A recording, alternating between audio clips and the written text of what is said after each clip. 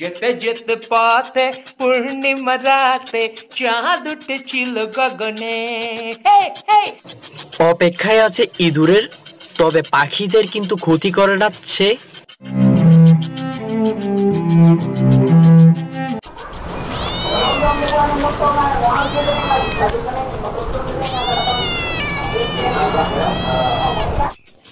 তবে তার খাওয়া শেষে আমি দরজাটা বন্ধ করে দিলাম।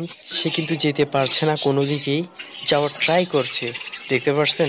তবে দেখা যাক সে যেতে পারে কিনা। আমি তার বুদ্ধিটা একটু দেখি। এই ওইদিকে না বাবা, এদিকে না, এদিকে না, এদিকে এদিকে এদিকে এদিকে এদিকে এদিকে।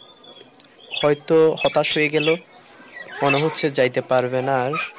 যদিও বিড়ালটা কিন্তু পোষা না, তবে আমার পাখির ক্ষতি কিন্তু সে করে না, তাই আমিও তাকে মারধর করি না। ও যেতে পারবে না মনে হয়, তবে দেখি তার বুদ্ধি কেমন। চলে গেল।